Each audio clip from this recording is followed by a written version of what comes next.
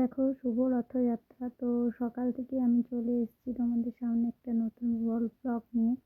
তো আমার ব্লগে তোমাদের সবাইকে স্বাগত জানাই। তো দেখতে পাচ্ছ কাটা আজকেও কমপ্লিট হয়নি, তো কেটেই চলেছে। কাটা হচ্ছে। তো আর দেখো বৃষ্টির দিনে ভারী সুন্দর লাগে আবহাওয়াটাকে, কিন্তু আজকে আমাদের অবস্থাটা বুঝতেই পারছো। আর আমাদের এখানটা তো কাদা হয়েই যায় এমনিতে। তো টুকটুক করে কাজগুলো এবার সারতে হবে আমাকে। আর বাড়িটা দেখো, আম গাছটা যখন ছিল না তখন কি বিশাল লাগছিল, মানে ছিল যখন বোঝা যাচ্ছিল না, এখন প্রচণ্ড বড় লাগছে বাড়িটা।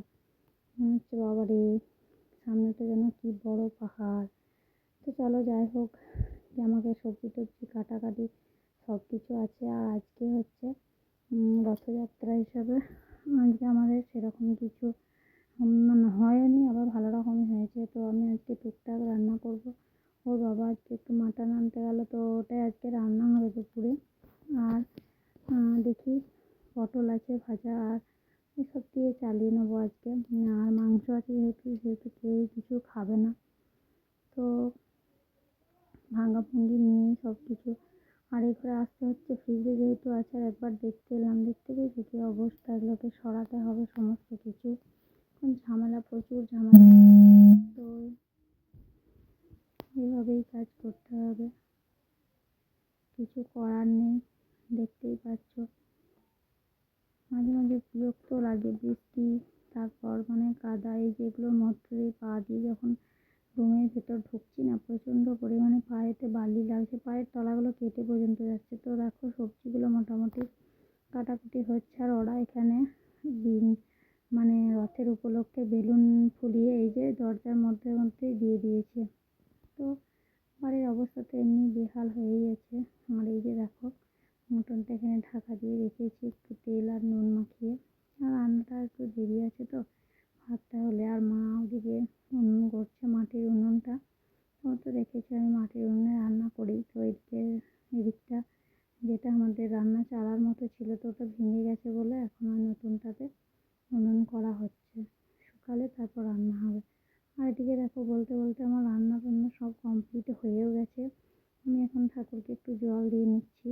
আমি স্নান টান করেই ঠাকুরকে জল দিই। মা দিয়েছে, দিও না, আজকের দিন দেয়নি, আজকে আমিই দিচ্ছি। অন্যদিন মা দিয়ে দিলে মা দেয়, তো তার সাথেও আমি দিই।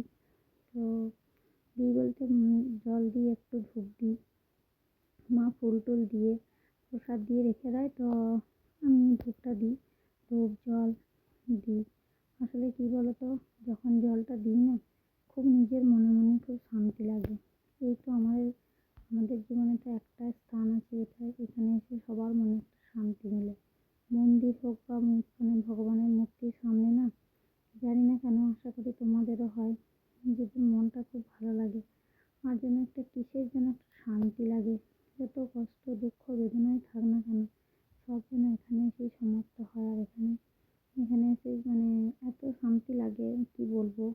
তাই দিনের সব কিছু কাজকর্ম শেষেও আমি মানে এটা করি। হয়তো অনেকে বলবে যে আগে স্নান করে তারপরে পুজো করে তারপর, কিন্তু আমার মনে হয় ঠাকুর তো আমাকে বলে দেয়নি, তাই জন্যই আমি সব কিছু ছেড়ে ধীরে সুস্থে রান্না করি। তো চলো লাইটটা অফ করে দিয়ে, আমার রুমেও একটা ঠাকুর আছে, সেটা হচ্ছে মা লক্ষ্মী, তো ওটাকেও একটু জল ধূপ দিই, প্রতিদিনই দিই ওটা।